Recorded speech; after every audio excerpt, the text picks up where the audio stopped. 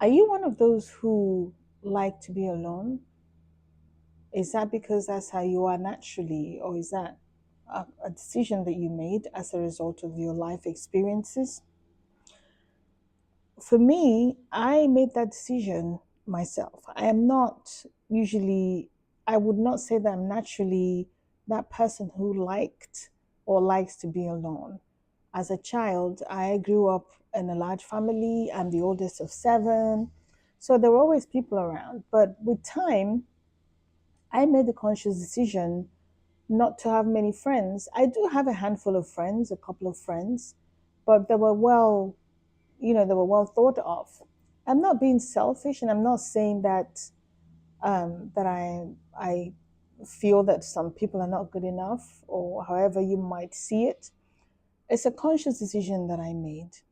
And the reason why I made that decision not to have too many friends is because of all the complications, all the different people. When you think about it, there aren't many people who are exactly like you.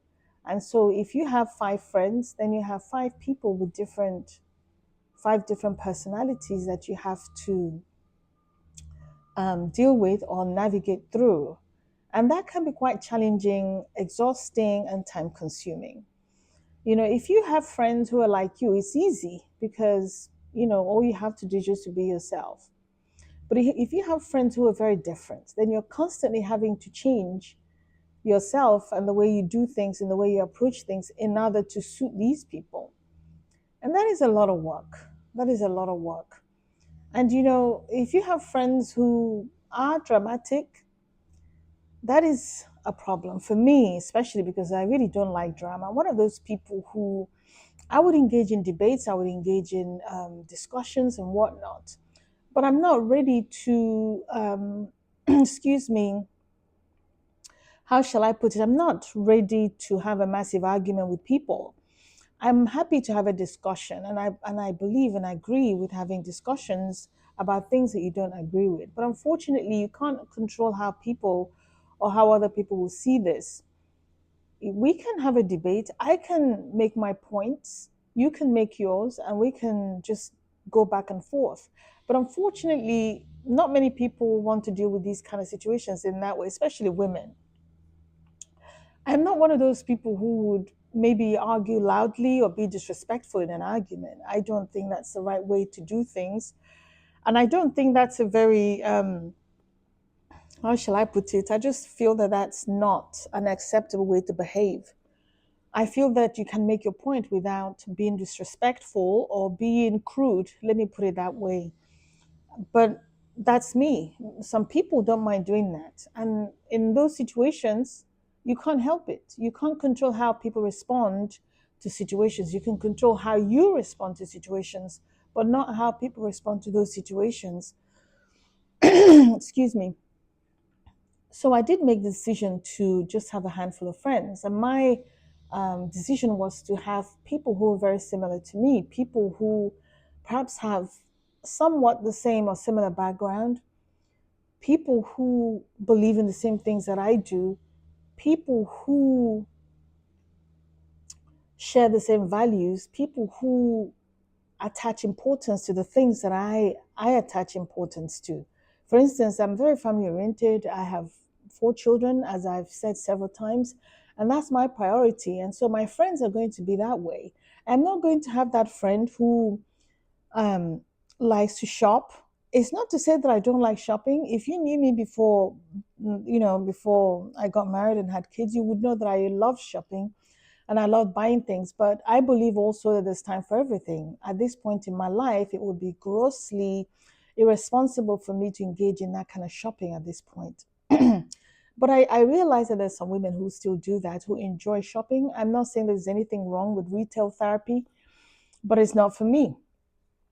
And so, if someone has that kind of streak, I would probably avoid them just because I don't do that. And of course, when you have conversations, your conversations will travel along what you do.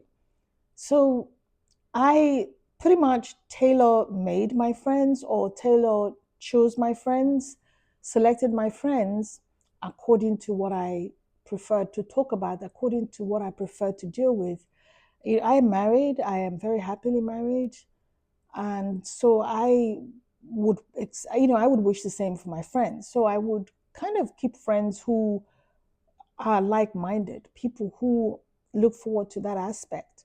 I'm not going to have friends who maybe they don't believe in marriage, which they have every right to, maybe because of their experiences and the situation they're in. They might have a different opinion about marriage. That's fine, but I don't feel that that kind of relationship is for me because we have different experiences. I do have friends who are no longer married or people who never got married, but the conversations are different. I am not that close to them. We would have conversations, and a lot of the time I would use the opportunity, whatever opportunity I have, to encourage them. And sometimes, not being in a relationship or being divorced, there's nothing wrong with it. If you're in a situation where you're not happy, where you're being physically abused or mental abused, and you chose to leave, that's fine. I applaud you and I respect women who decided to do that.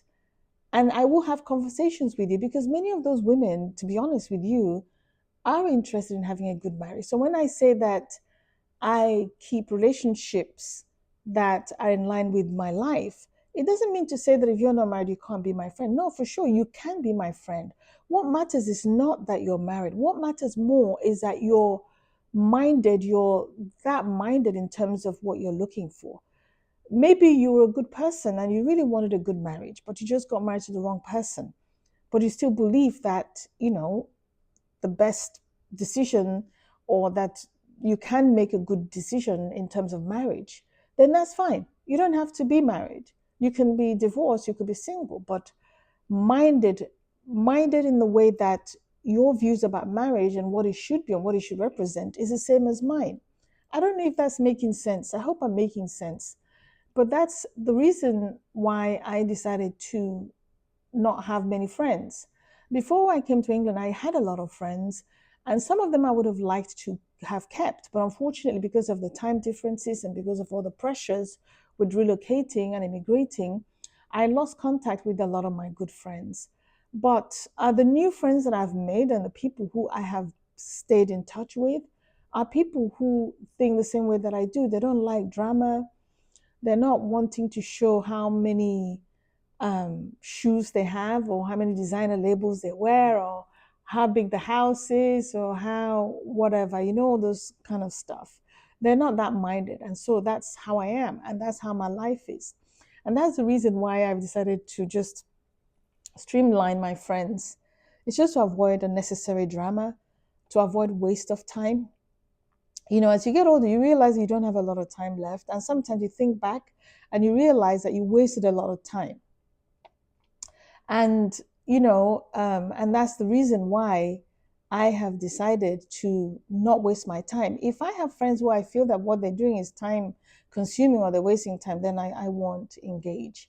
But those are the reasons why I decided to streamline my friends. Just have people who have the same ideas as me, people who are like-minded, people who don't like drama, people who are forward thinking, and that suits me fine. Let me know what you think, and if you have decided to have fewer friends, or if you're just one of those people who naturally you don't like having too many people around you, please let me know how you feel. Let me know what you think. Put in the comment section.